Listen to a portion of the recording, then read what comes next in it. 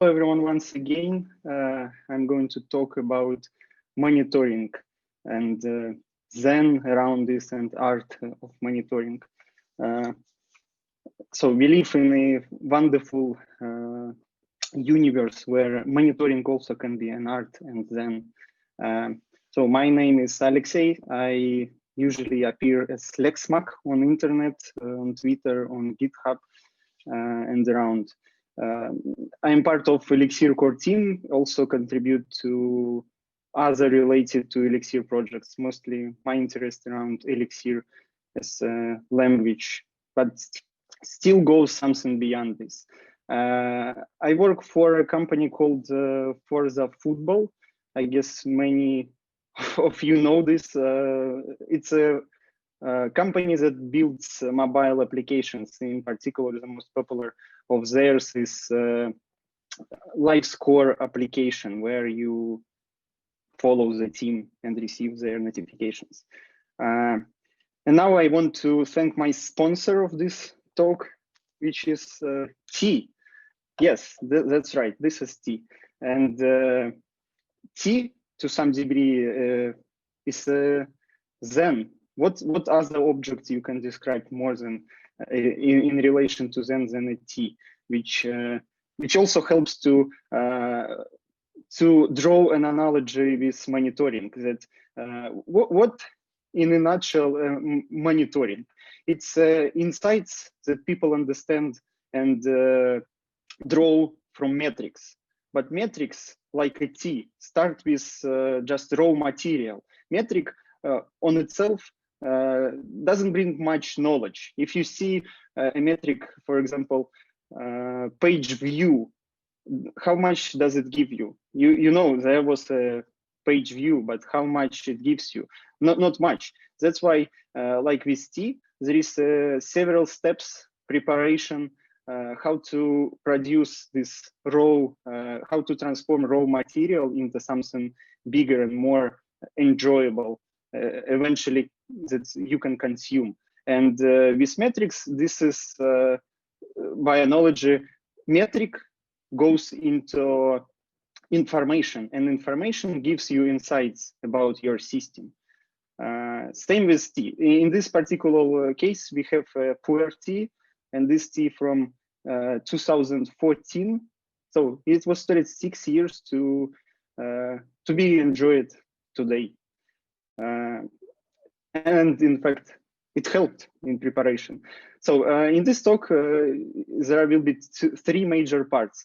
One, first part is why it is important after all. Why we should care about monitoring. Maybe we find without it. How it works in particular, in some abstract view, regardless of services and anything around what people prefer, and what actually to measure, what important to focus on, maybe the best ways to start with. Why monitoring is actually important? I believe everyone found multiple of such reviews on internet where a person really angry about application and saying, this is unacceptable, it's painful to use, but people still use and stick with the application. People are fine to suffer a bit, but not if it goes into something worse. And when it's getting worse, like in the case when performance degrades to unacceptable level, people just delete application. And one can think that doesn't it really matter for a business to business, because they don't have these angry users and it's different story. But actually it is still matters, because business consumers, they even more painful to lose, because one customer for the business to business application can bring a lot and also take away a lot. And the same, to make it even worse, it actually build silent. When people upset, when business customer upset, they just go away and share their upset and sad feelings with their peers. This is the most important part, and I believe every other guide on internet saying that performance, performance, performance. This is what you need to focus. But not that many go beyond performance and thinking deeper. And if you look beyond performance, actually, good monitoring system can help with preventing and shortening incidents. Imagine the following situation: an engineer deploy code, and this code actually works just fine. QA department says yes, it's acceptable to deploy and then to roll out. Code goes, and then during the night or maybe later when it's out of working hours, application gets more users, because it may be, in case of Forza football, if we take this as an example, football match, and then everything starts to crash, everything starts to be slow, and then we get into previous slides where it was about angry reviews and unhappy people. And this is reality, which we need to deal with. And when we have monitoring, which is really insightful to have, we, after deploy, this can be a routine for every developer to check metrics. And if you see incredible spike, or even just not incredible, but some spike in response times in some metrics that's unusual or something strange, this means we better to roll back or start investigating right away.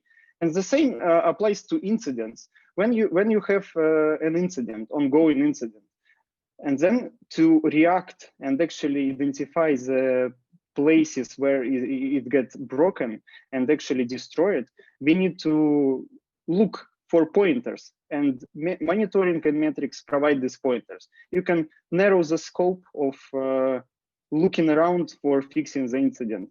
And then without metrics, it could be times longer than with metrics that help pinpoint the places. And of course, it's personal growth.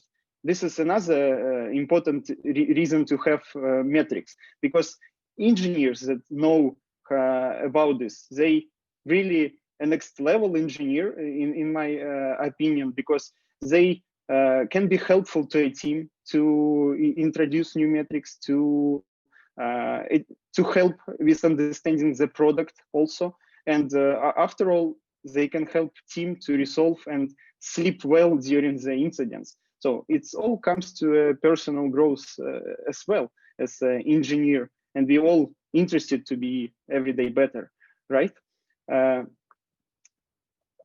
If you look at very high level overview, that every monitoring system, regardless if it's solutions that provided by third party or if it's something cloud-based platform as a service, there are multiple options, but they only differ in what pieces they take away from view. Essentially, in idealistic case, you can end up only with Elixir application that does sends metrics to metric storage. And then metric storage knows how to deal with this. You have B, which is data visualization platform or some dashboards, which can be integrated sometimes with metric storage. Sometimes it's a separate solution. And then you have optionally C, which is alerting, which can be can react in real time on incoming metrics and produce some insights. We can call it again, but insights that have an action. And once again, this is pretty much how every system looks like, which we know. Take this as up signal, New Relic. The only difference, how much they provide, what they give and take away from you. But essentially, the more you take ownership of, the more flexible and more insights you can get from this. Because some systems provide only if we take data visualization, some systems, third-party solutions can provide only average time of transaction, for example. And if you want highlights, percentage, like 50, 19th percentile, then you have a bad time. You cannot even get this, but at least it's fast to start with third-party solution, and then you just send metrics and they deal with this. But let's consider if you're building this yourself. Essentially, an Elixir application sends metrics to a metric storage and magic happens. But with time, when application grows, or you have multiple applications, it elevates, and the flow of metrics increases, and then metric storage starts to have hard time to chew on this and kind of produce anything good. In this case, and this is again what multiple third-party providers, pretty much all best solutions do, they advise you to have an agent. It's a host agent. They run together with Elixir application on the same server, and Elixir application treats this host engine as previously metric storage. Essentially, it can be transparent. Elixir application sends metrics to a host agent, and in return, host agent accumulates and batches this metrics into metric storage. And this way, it makes it lightweight and easier to for metric storage to live with such high load. Another noticeable and nice benefit, host agent can gather host metrics like CPU and other. Another important aspect that many companies do, and also when you're building your own, you need to consider is data retention and downsampling, because you cannot store data forever. This is maybe not cheap, first of all, and also unusable. Do you really care about data that, about metrics and measurements that happened 5 years ago? Maybe not. And this where data retention helps. But sometimes you do need to store something for longer. And this is important for you to look a year, 2 year differences and measure this and somehow analyze. In this case, you can use downsampling.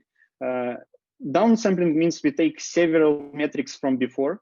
For example, in before it was every minute we reported the temperature. And then after we produce by our own algorithm, whatever we want, if it's last value, it can be average, and round, like in this case.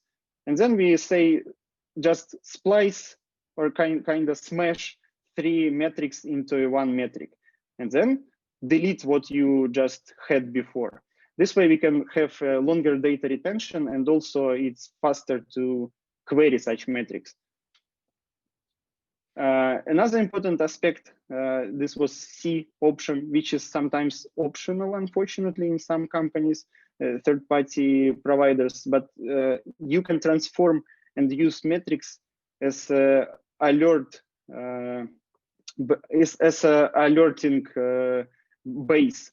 For example, in this case, we can set up, this is a pseudo code, we can set up an alert for the temperature. And if temperature goes above 33 value, let's say, I guess, Celsius, then we emit a warning, the temperature value, and we can actually even specify what value it is beyond our limit that we want.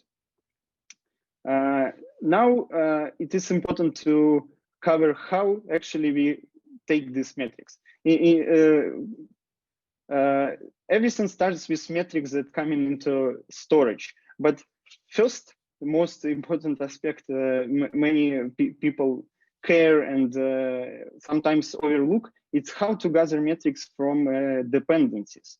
And thankfully, we have a telemetry that provides insights into third-party dependencies, in this case, ECTA. there are two elements, building blocks of telemetry. One is telemetry execute, which is actually execute some values. In this case, it's event of two pieces. One piece measurements, which contain queue time, query time, and decode time. Basically, we have all overview of the query that was sent to database. We have a very good understanding what it took. At the same time, there is a metadata. Metadata helps to distinguish different measurements for different repositories. It's useful if your application has several repositories like read-only or some external repositories for some external services. And then we have my application handle event, where actually these two pieces of information come, and then you can deal with them. To deal with these messages, we first need to decide how we actually store this, because right now it's just native Elixir data. You have two maps. In most cases, and usual, this is like statsd format, if you will, but most companies follow statsd format. Either open source companies like Prometheus or statsd itself, even UpSignal, all these companies essentially use something like this. And in this case, you have measurement, labels, and value. This is what user usually provide. Optionally, you can provide timestamp, but it's enough to assume that timestamp will be set to the moment when metric seen by metric storage. But if you need greater precision, most services allow you to provide this. Very important aspect, and this always goes with exclamations, with separate backgrounds of yellow backgrounds, red backgrounds on many documentations for Prometheus, all the metric storage, time series databases, that you should not use high cardinality data for labels. What is high cardinality data? It's a data that changes frequently and doesn't have some bounded set of values. In this case, we actually have a very well-defined value for repo, and our repo called foo, and then we can provide into label. But if you actually not follow the guideline of not passing high cardinality data into labels, then eventually database start to be very slow to bootstrap, to start after maintenance recovery, start to have problems with responses to queries, and eventually can run out of memory. And this is due to the nature how time series databases usually handle the data. And this is important to understand. But as you see from previous, Ekta provided us with queue time, query time, and decode time. And now we emitted three measurements to our metric store. There is one problem that actually timestamp can be some nanosecond, microsecond, depending what precision level setup, can be different. Even if you know that this was only one request, essentially internally in the database, it will be three different metrics.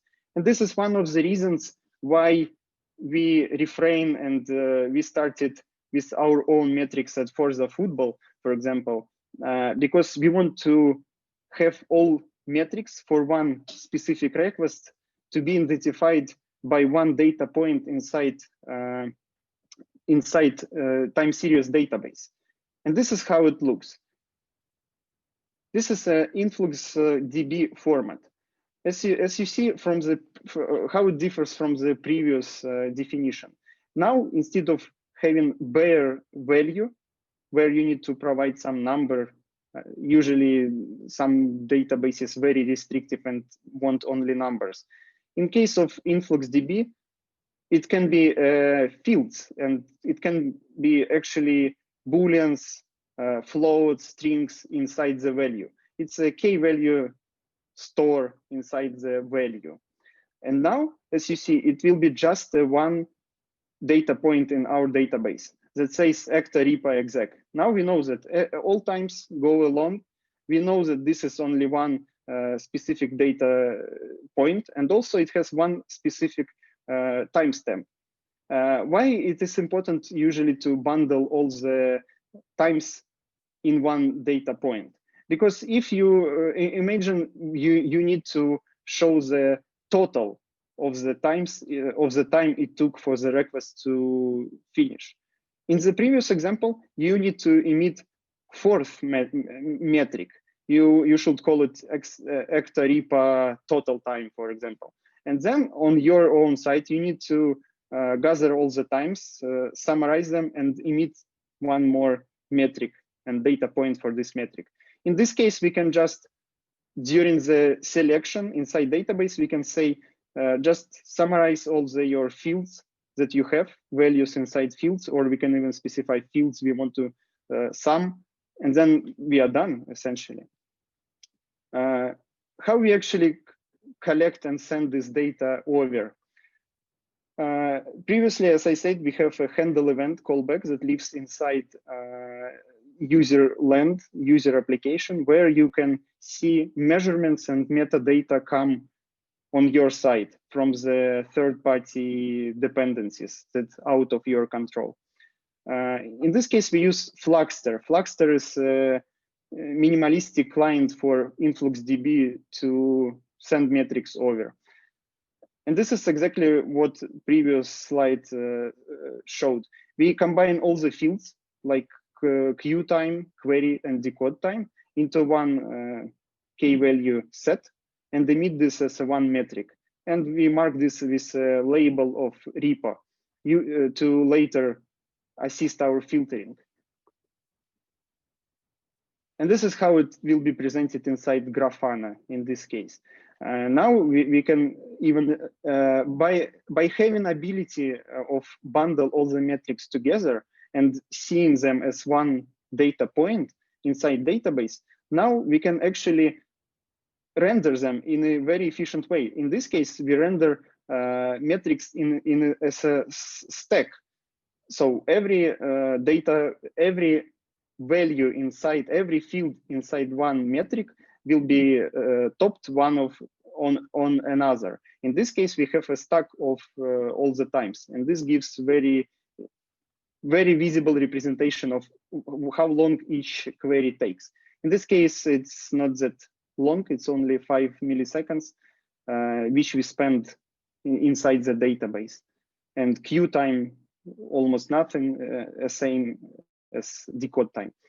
But having this knowledge, why it's important to care, one may ask why it's important to care about these times. And this is the insights we can get from queue, query, and decode time. If an engineer, for example, sees that queue time not 1 millisecond, like in this case, but 50 milliseconds, this is a very big sign that there is some contention on the pool level. The pool cannot just fulfill all the requests for queries. Actually, it means that every request before it will be sent to database spending 50 milliseconds inside pool just waiting and doing nothing. And this is a big sign for investigation. The same can go for a query. Sometimes you can see that the queue can be very minimal, but queuing time very minimal, but query goes to 200 milliseconds. And this is a big sign that you have a very slow query. So either you optimize this with indexes, you look into fetching data in different ways, or maybe it's just your database under high load. And then you go and check database metrics. And decode usually very simple, given it's CPU bound and usually happens on the land of caller of the query, repo query. And usually means if you see a decode time that's very big, your application probably already dying under very different conditions. It's just don't have enough CPU to run anything. And another important thing to highlight that by having metrics And in our case, we had only one data point that contained 3 values for each slice of the query time. Now we can see the total. We can understand every aspect of the query, and then we can go beyond this. We can actually represent the query per second. In this case, it's about 2,500 queries per second, and all of them about 5 milliseconds. So it's quite efficient, and probably the service looks happy to me. And by having only one data point, as I said, we already enable ourselves to see beyond for more metrics like query per second. But what about VM metrics? This is another extremely important aspect. If we have, we all build applications for Elixir virtual machine, and this virtual machine is wonderful. I think not the less. It provides a lot of useful and easy to use metrics that can be turned into insights. For example, we can use system info, and then we can see item count, process count, port count. And I guess it's obvious for everyone that if your item count or process count grows and never goes down, it's a leak. And it's very dramatic and bad thing to see a leak in your application. And same goes for port count. Then we have process info, and we can see if processes process messages not in ideal way, and they accumulate queue. And virtual machine will start having hard time if you get more and more processes like that. And essentially, you have statistics of your virtual machine in general, and two very powerful and insightful. It's run queue and garbage collection. Right? Run queue I usually use as first metric to check to understand if service actually having good time. This is how it looks when you draw these metrics and try to see what actually happens. Run queue, in this case, it means how many processes ready to run, but they don't have CPU slice, the schedulers of virtual machine busy with other processes. And in our case, it's just 1, 2, sometimes it's 5. Essentially, it's fine. It all comes to CPU cores amount of cores you use and your actual setup. Sometimes even 15 is all right. But if you see like 25, 50, 70, it means your application just either outgrown your hardware or already dead long ago and behind all possible times. But now, as with storage metrics, now we can look beyond just drawing the metrics and presenting them as it is. In this case, you see the metrics for auto-scaling and how we can actually draw this without using any third-party services, without checking, for example, AWS auto-scaling logs or something like that. Essentially, virtual machine metrics, they are periodical. For example, you can say, gather all my virtual machine metrics every 5 seconds. And then by knowing this, we can say that just how many unique labels with label of IP address we have every 5 seconds. And if we have 10 unique labels of IP addresses for the metric, let's say, process count, this means we have 10 virtual machines, right? It's just drawing conclusion from what we have. It's a fact. If we have 10 unique IP addresses at the given moment of the slice of 5 seconds, it means we have 5 virtual machine. We have 10 virtual machine at the exact moment. And this is what we use to see how scaling works well for real, because yes, you can look into some hosting you use. I'm not sure all of them has this, maybe nowadays it's a must. DigitalOcean, all this, but you have this for AWS, of course. But having this on your own premises and kind of have from your own first-hand experience, which you see that there are 10 virtual machines running your code, you likely have to believe that it's 10. And it also gives more flexibility if you migrate to something else from one service cloud provider to another cloud provider. But it also goes even more beyond this. If we have, for example, VM port limit metric, and usually we know that, as I said, this metric is periodical. It will be emitted every 5 seconds, 10 seconds, depending on your needs. And now we can actually check for problem. In this case, if we see that we count how many of such metrics we've seen during 1 minute, and if it's less than 10, then it's actually a problem, and we report into Slack that our machine is down because it's not emitting enough virtual machine metrics per hour interval. Of course, it can be configurable and must be considered for your own needs. Some people want every 15-second metric of VM needs to be reported. Then you need to adjust the window and actual value for the metrics. And of course, to avoid false positives, we need to consider rather bigger window. But essentially, if the application will be down, it's fine if you have quite long window. Then instead you have a problem with false positives. Another important metric, which usually in every application that we just bootstrap, is upstart metric. It's extremely simple and seems very dumb. Sometimes I think how simple it is, and just it looks sometimes, if you don't look beyond this metric, it looks sometimes unnecessary.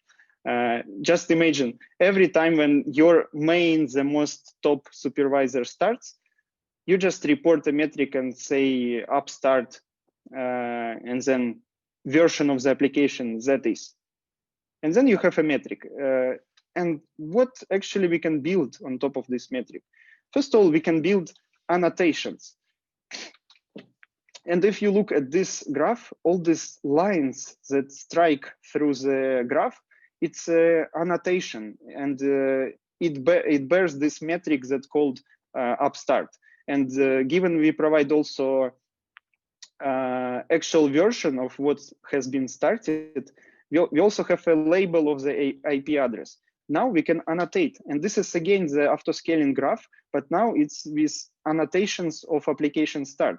And we see that actually every time when we see a new machine after scale it, it's actually calls application start.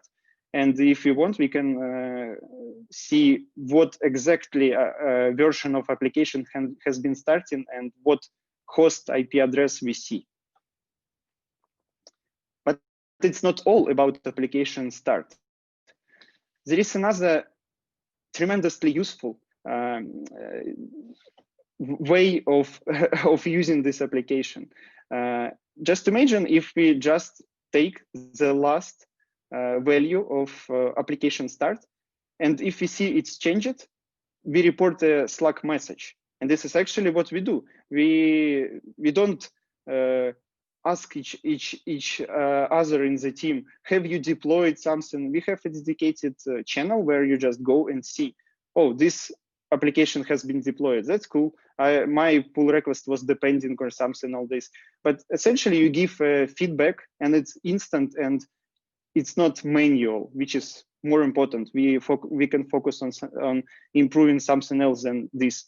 And it also helps to follow people who are not developers, what actually happened. And during incident, we can deploy bug fixes and people follow actually new version with suffix bug fix has been released. This means people going towards fixing the incident. That's fine. I don't need to come after each other and ask, have you looking into this, actually what's happening?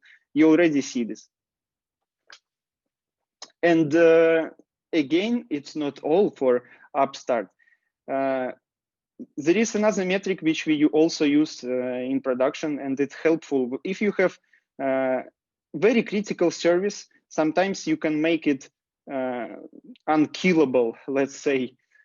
This means that if it dies, it will be restarted, and this will be restarted continuously. And if it dies continuously, it still restarts continuously.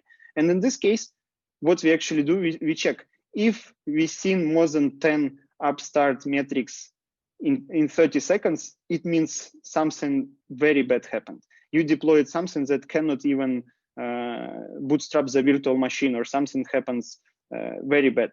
And then we alert to PagerDuty to react more proactively than through Slack. And this is just, once again, one small event. You have one data point, and this data point not necessary to be repetitive or periodical. You report one data point on every application start, and that's it. Then we have host metrics. Host metrics rather simple, and usually you can go beyond something that all services, all agents provide. And usually, most important, I think it's CPU usage, idle, IO wait. All this highlights issues. Of course, if you have a lot of IO wait, this means something bad, and you need to look around. Swap, memory used, disk. Sometimes disk utilization actually very useful and can help you to see if you using logger improperly, because if you log a lot, then you need to consider that your disk is efficient in terms of IO, because you write this on a disk. And if you use cloud providers, in this case, their disk can be remote, there will be latency, and you need to work around how to batch your write request to, and disk utilization helps you to find this. And now we come into the last part that actually provides one of the, I don't know, most pleasing insight of the system. It's tracing of the request. Actual request from the user can be traced from the client to the, across all the services you have, if you just bear the request ID alone.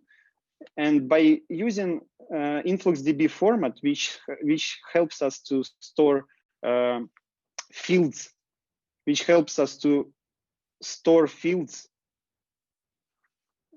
can store the request ID along the everything else. And later, this is how it can be used for the beginning. We can annotate our slowest responses. And this is another important thing. If you have rich data model, like InfluxDB provides, it means you can go beyond graphs. You can do tables, and this table kind of more useful than a graph. We can see the slowest request we have, and we can react. In this case, it's very old legacy requests that we actually don't need to care, because it's less than 0-something% users that we just keep because we want them to keep, and nothing else can be done. Alex, as I said, rich data model of InfluxDB allows us to see beyond metrics and graphs. So what we can actually see is data tables. And in this case, we can look for problems like slowest responses we have. And in this case, as I said, we can annotate every request with request ID. It's a unique identifier that can be reused across all the services. If you provide this as a header, we also provide this as a response header for the client. And if clients see strange behavior, crash, it can be used for crash reporting. And then we can trace right away from the origin of this request and how it was treated on the client.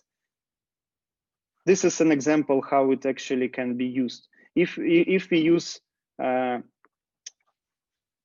request ID from one of these slow requests, and then all the metrics can be filtered just to bear information for this specific request. And in this case, we see that this request indeed has taken 2 seconds to finish, and storage time actually wasn't bad. This means it's something inside. But to let you know, of course, it's outside system, and given it's a legacy request, it just proxied to some old, almost decommissioned Ruby on Rails application, and that's to some degree explains why it is slow. And that's it. Thank you. Thank you for the presentation, and let me ask the first question. In this example, I believe you use the InfluxDB integration library, which you have on your own GitHub. Yes. But are there any articles or gifs or whatever to actually help set up Phoenix app reporting with that tool? Because I've made a fast Google search, and it seems like there are no examples how to send Phoenix metrics to InfluxDB right now. And this is can be answered that whatever I showed in regards to ECTA can be applied to all versions of the existing libraries. Before, Phoenix had their own instrumentation library. Actually, Andrea wrote this, I believe. And now, most of the libraries, most of mainstream libraries switching and transitioning towards telemetry. And this means if you have a telemetry handler that expects to handle events from this specific library, you can plug fluxter there and emit from this specific place fluxter write calls. One aspect to consider that this handle event, even guidelines for telemetry says, you need to know that it's synchronous and it's called during the emission of metric from the dependency. This means that if you do something very expensive, it can slow down your application. For example, if you doing something very slow in regards to logging ECTA queries, this means your ECTA queries will be slow because it will not return until you log and handle this. And this is not an issue for Fluxter because Fluxter has its own pool of connections and it distributes load very well. In reality, it does without any problems like 700,000 writes per second, I believe, and it's just fine. And this is probably one of the issues and why data resampling, downsampling important, because we store a lot of data. Just imagine during high load, it can be close to 2 million requests during very short window. And if we store everything, it will be painful.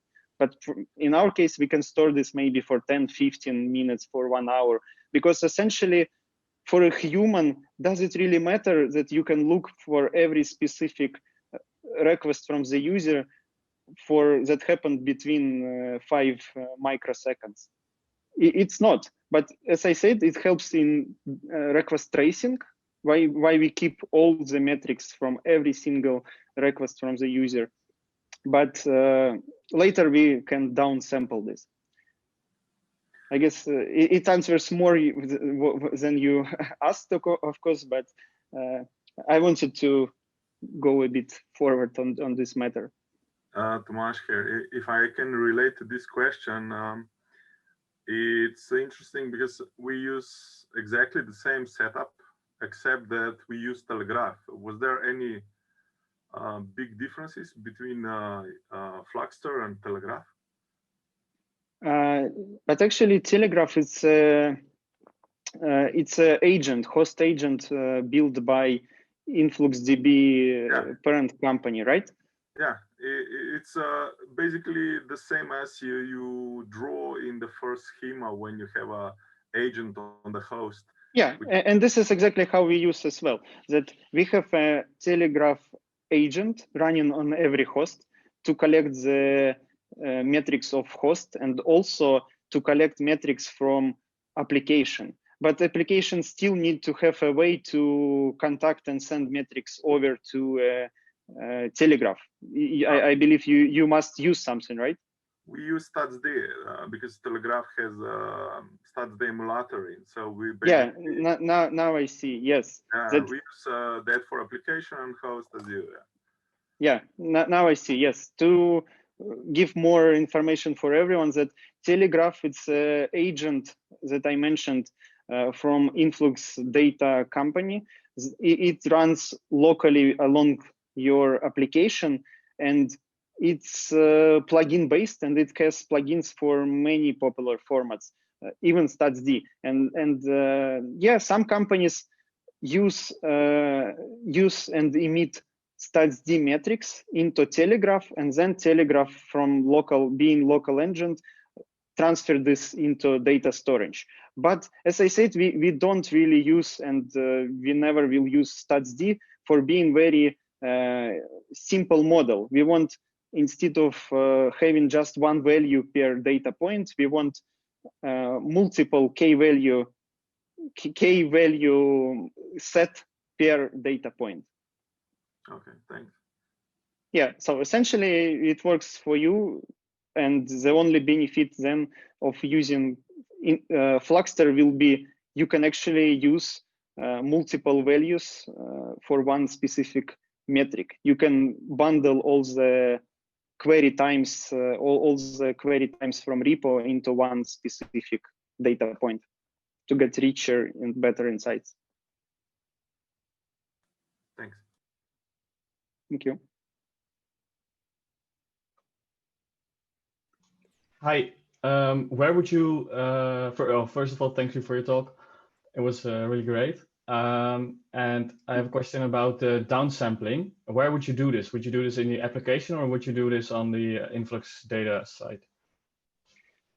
This is another really great question, because I guess this is one of interesting and good things about monitoring nowadays, but also to some degree as a curse and problem, that it's extremely flexible.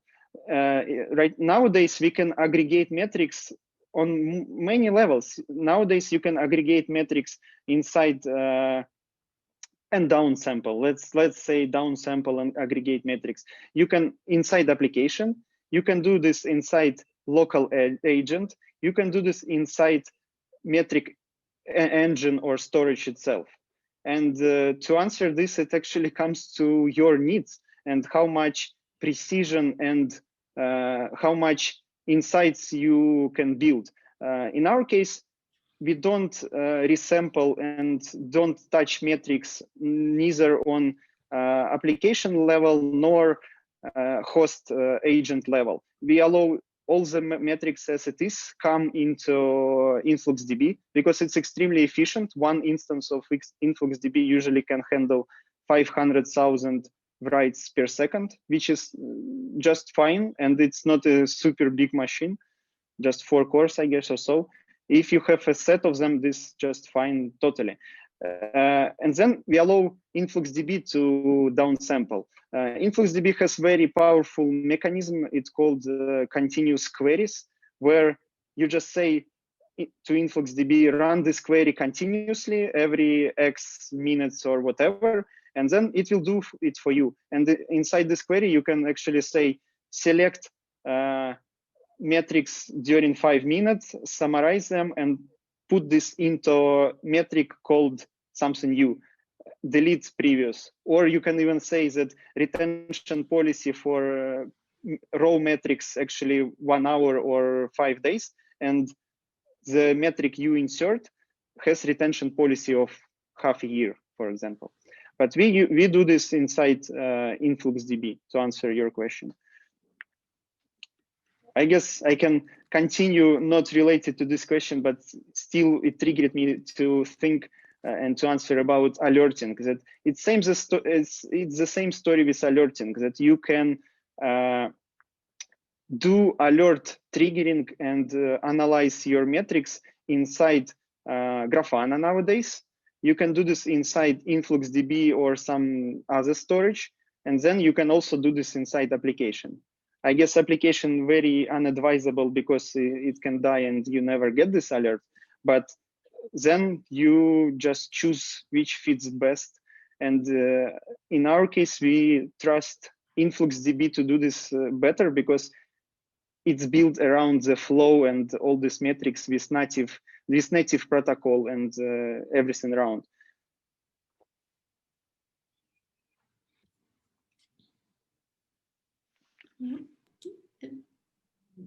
Yeah, also I have one question. It relates to this request ID. As far as I can understand, it's not the same request ID that Phoenix use. So it's some other kind of ID generated by like Forza backend application, which is passed through the mobile client for send back. So how this request ID stuff works, on which step it's generated, how it passed to the client, or the client generates this request ID, how this works to model this data with unique ID.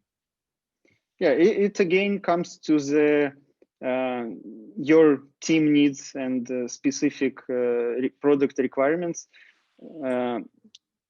Is to cover the widest spectrum of metrics, it can be the client that sends you request ID with every request.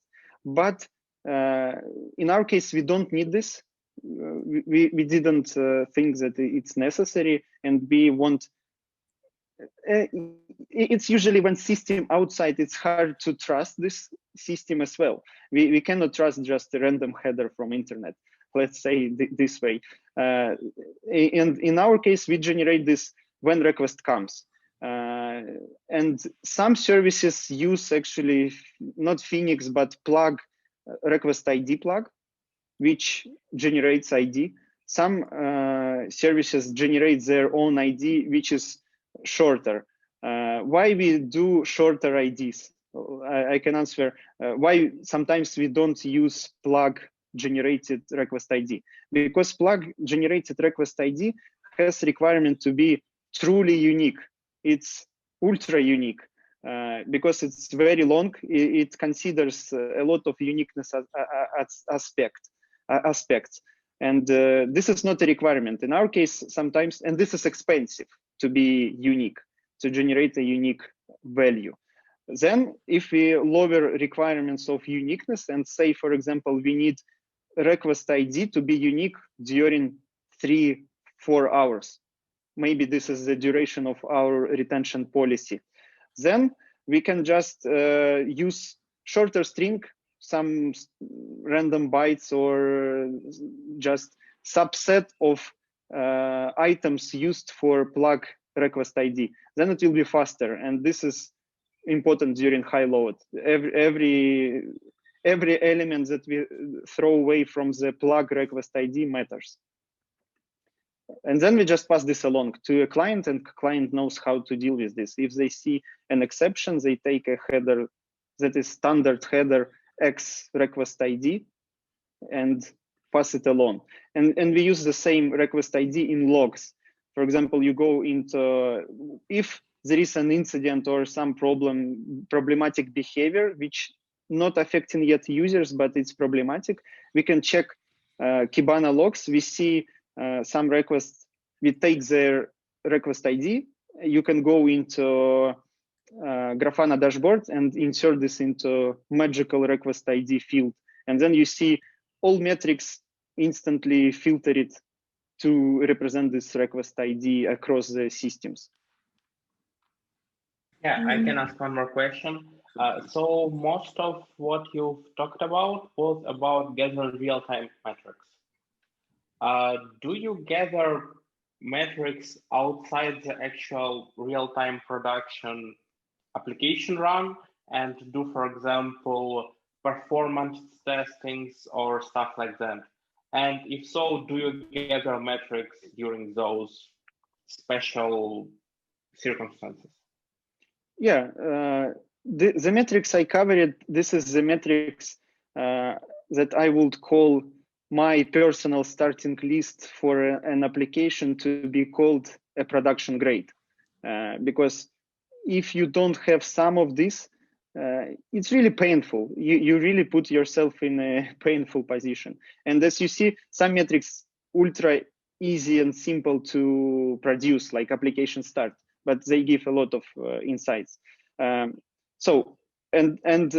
Given this is just a starting list of metrics, we definitely have way more metrics. We have metrics that go beyond this. We have metrics for specific pieces of application, importers that deal with user behaviors, very business logic heavy measurements around. And then we analyze this. We also, when we introduced some big services, we also load test this. We use for load testing Tsung, which can generate millions of requests or payloads necessary. Then we test, and then we use actual production metrics, production dashboards to see how it performs and where is the breaking point. Finding this breaking point helps us to configure autoscaling correctly and to choose the size of machine. Sometimes you can see that under not that big load, 2-core machine works fine. Of course, that might be fine, but then you see a spike and everything devastated. And then we can decide by metrics how responsive the service was, how fast it can recover. We can decide either we go with autoscaling or we do just increase the size of machine. This is also a response. But we test and we look for future problems.